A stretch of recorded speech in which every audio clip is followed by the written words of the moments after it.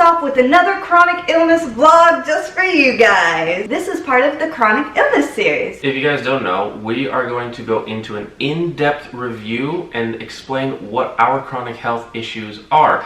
And not just what we have, but in general, what narcolepsy is, how Crohn's disease is, POTS, everything about it. I hope you guys enjoy this new series that we're doing. So stay tuned.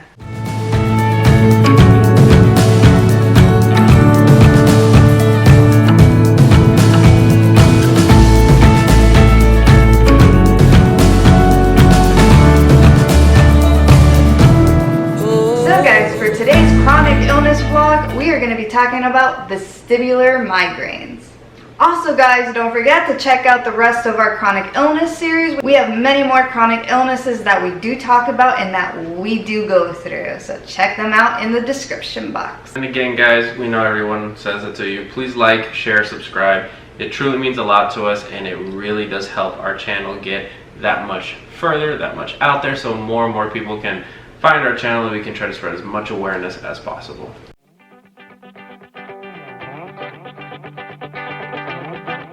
Vestibular migraines also are called migraines associated with vertigo. It is a neurological condition similar to regular migraines, but not always accompanied with a headache. Vestibular refers to the inner ear, which is where your sense of balance.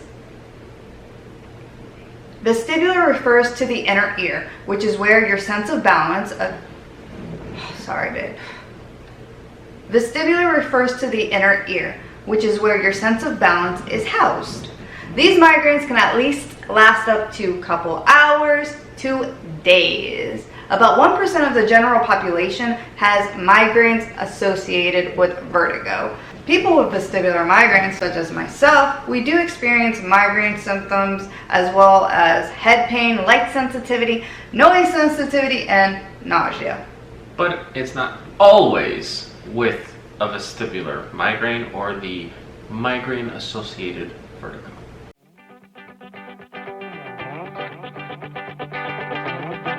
Now the sensation can occur without any outside trigger and can be experienced either as a feeling of self-moving or if the surroundings are moving themselves.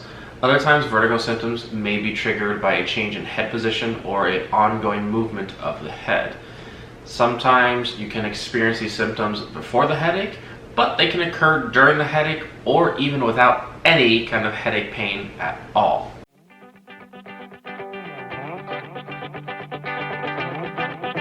With vestibular migraines, there are a lot of symptoms, so here we go guys. The main symptoms of course are associated with dizziness. Then it can be accompanied by nausea, vomiting, extreme motion sensitivity, sensitivity to light and sound, imbalance, disorientation, unsteadiness, difficult walking and standing, headaches, visual auras, facial numbness and tingling. Now, is that it? Right? You may listen to all this and be like, okay, how is it different from a regular migraine?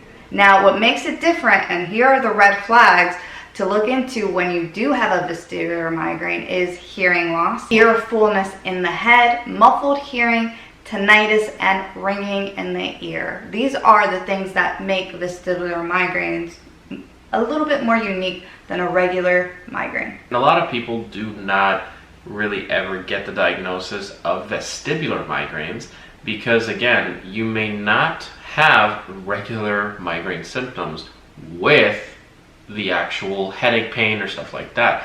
So since it's not both happening at the same time, you're not associating them for the same exact thing, even though it actually is.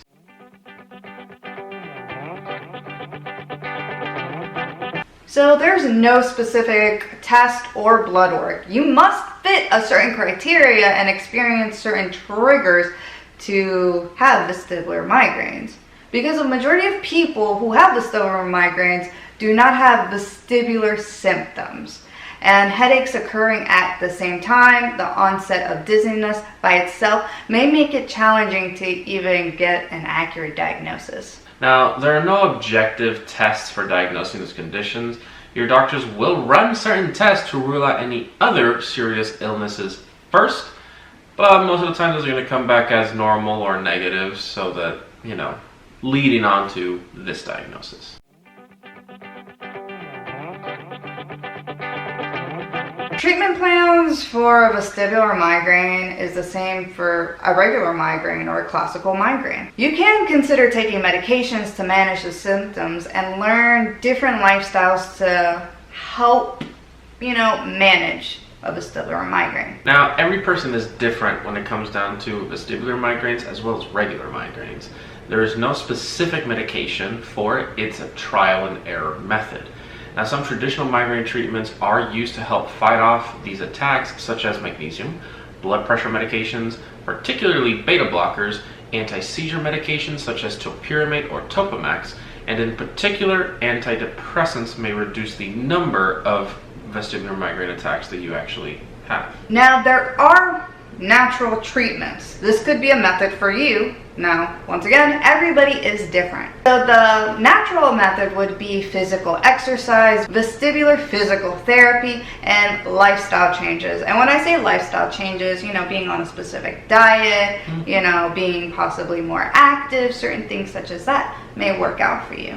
Now, for me, we were actually trying to do a vestibular physical therapy at Mayo Clinic, but sadly, it was not feasible. I had to pay everything out of pocket. The insurance did not cover it. It was kind of like a go-away camp style, so it was like you have to be here for 3 weeks, but we do not supply housing, we do not supply food, we do not do anything. You just have to show up to the rehab center at a specific time, so you had to go get a hotel somewhere else, you have to worry about food for yourself, and it just wasn't feasible at all. Some of the medications that Janice did take for this, which are very common, are seizure medications, otherwise known as topiramate or Topamax.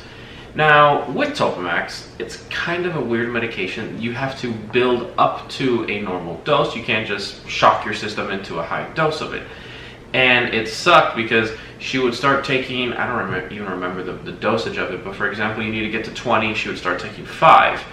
And she would take 5, it would kind of make the migraine really bad, and then it would get better over a few days. Perfect.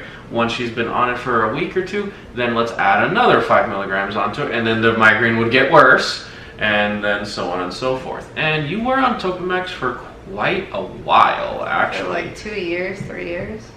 Definitely helped. I have gotten to a phase with my medications, guys, that I'm tired of the side effects, because I do truly experience one of the worst side effects of most medications. So what I'm doing right now to handle my vestibular migraines is medical cannabis. It works wonders. It has helped. It mellows me out that I don't feel the intense dizziness at times, so. Yeah.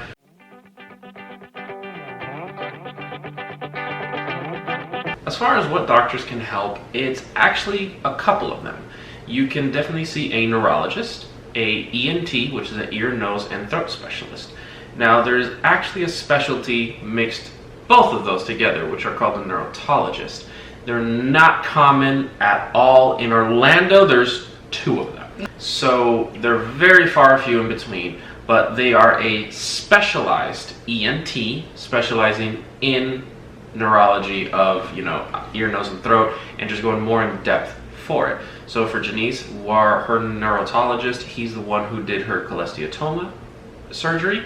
Absolutely amazing. He is an older gentleman, and I absolutely love him. He is one of those doctors that he's been around for such a long time. He knows what he's doing. He knows what he's talking about. Him and another neurologist actually cured a man of Meniere's disease.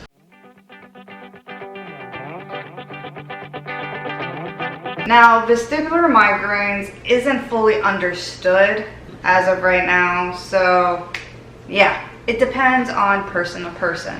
So what happens to me may not happen to you. When we were at Mayo Clinic, we actually saw an ENT doctor for her vestibular migraines. And the ENT doctor said something that really stuck with us for a long time. Oh yeah. The heart has been studied time and time again. So cardiologists already know almost everything about the heart. But the ENT side of it, there's still a lot to explore, and there's still a lot that is unknown about it. So guys, at a certain point in my medical journey when it came down to my ears, we had to pretty much do an exploratory surgery. We didn't truly know what was wrong. There wasn't any test that really could pinpoint it, but We had to roll the dice and let the doctor just go in for the heck of it, and it did turn out well. Now, other ways that this condition does affect my body is, sadly, I am sensitive to light. Certain flashes, I do feel pain. Like camera flashes and stuff like that. So I have to, mainly camera flashes do affect me. Now, fireworks, I don't know, not as Hit or miss. badly, Yeah. but definitely camera flashes. Now, that was something while we were doing our research I found interesting, was that it said for a few hours to 3 days. And my vestibular migraines last always 3 days, guys. It never passed that.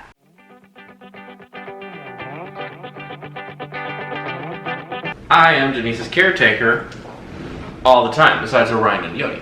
As far as this condition, how does it affect it? Again, it takes days off of what we had planned doing. It can come abruptly. It has come up sometimes while we are on vacation. And, you know, it can definitely put a damper on what you're trying to do. Mostly what I'll have to do is make everything quiet, as comfortable for Denise, put on some TV, we relax together, and just make sure that whenever she gets up to use the restroom or shower or whatever, that I'm definitely there to help her, carry her if need be, and make it as easy as for her as possible to kind of curb this quickly.